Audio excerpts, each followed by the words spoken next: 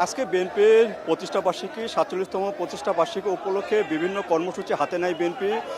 সকাল থেকে সেই কর্মসূচি শুরু হয়। বর্তমানে যে মিছিল, যে শোভাযাত্রা, সেটি কিন্তু আজকে আলতাফুন্নেসা খেলা মাঠ থেকে বিকেলে শুরু হয়েছে। বিকালের শুরুর পর থেকে কিন্তু এই মিছিলটি শহরের প্রধান প্রধান সড়ক প্রদক্ষিণ করছে এবং যে আজকে যে মিছিলগুলো দেখা যাচ্ছে সেই মিছিলগুলো জেলার বিভিন্ন উপজেলার থেকে কিন্তু আসছে, বিভিন্ন সহযোগী সংগঠন তারা সবাই কিন্তু এখানে মিছিলে অংশগ্রহণ করেছেন এবং তারা এই মিছিলটা বর্ণাঢ্য করে তুলেছেন। এর আগে ধানের শীষ সহ যে বাদ্য বাজনা সবগুলো করেই কিন্তু এই মিছিলটি শহরের বিভিন্ন এলাকায় প্রদক্ষিণ করছে। সকালে এই প্রতিষ্ঠা বার্ষিকী উপলক্ষে এখানে যে জিয়া শিশু হাসপাতাল, সেখানে সকালে এখানে ফ্রি ক্যাম্প করা হয়েছে। সেখানে রোগীদের, গরিব রোগীদের চিকিৎসা দেওয়া হয়েছে, ওষুধ দেওয়া হয়েছে।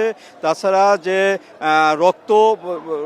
রক্ত দান কর্মসূচি, সেই রক্তদান কর্মসূচি কিন্তু ছাত্রদল করেছে। এছাড়া স্বেচ্ছাসেবক দল সহ যে আরও যে সহযোগী সংগঠনগুলো রয়েছে, সেই সংগঠনগুলো নিজ নিজ তাদের যে কর্মসূচি তারা করছে। বিশেষ করে বৃক্ষরোপণ কর্মসূচি থেকে আরম্ভ করে বৃক্ষরোপণ কর্মসূচি করেছেন, মৎস্য অবমুক্ত করেছেন বিভিন্ন স্থানে। আমরা এখন চলে যাচ্ছি ছাত্র দলের যে সভাপতি, সেই সভাপতির কাছে যাচ্ছি যে আজকে প্রতিষ্ঠা বার্ষিকী উপলক্ষে ছাত্র দলে কী কী কর্মসূচি ছিল এবং কিভাবে আপনারা এখানে পালন করছেন।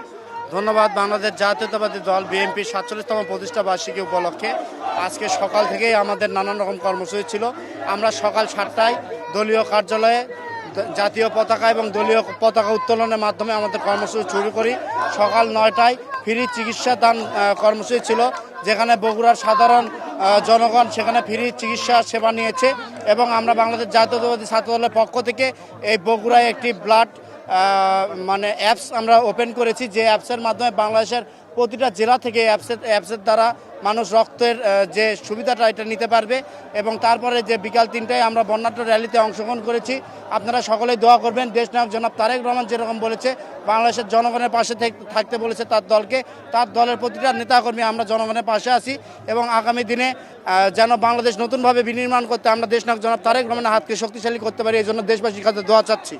হ্যাঁ, আমরা এতক্ষণ শুনলাম যে ছাত্রদলের সভাপতি তিনি বলছিলেন তাদের কর্মসূচি কথা এবং সামনে যে দেশনায়ক তারেক রহমান তার হাতকে শক্তিশালী করার ব্যাপারে তারা যে কর্মসূচিগুলো হাতে নিয়েছেন সেই কর্মসূচিগুলো কথা বলছেন এবং এরকম র্যালি গোটা শহরটা প্রদক্ষিণ করার পরে কিন্তু তারা সুন্দর দিকে কিন্তু একটা চলচ্চিত্র প্রদর্শনী করবেন, যেখানে জিয়াউর রহমান কর্মকাণ্ড, 19 দফা কর্মকাণ্ড সহ 31 দফা কর্মকাণ্ড সবগুলো কিন্তু তারা আলোকচিত্রের মাধ্যমে প্রদর্শন করবেন।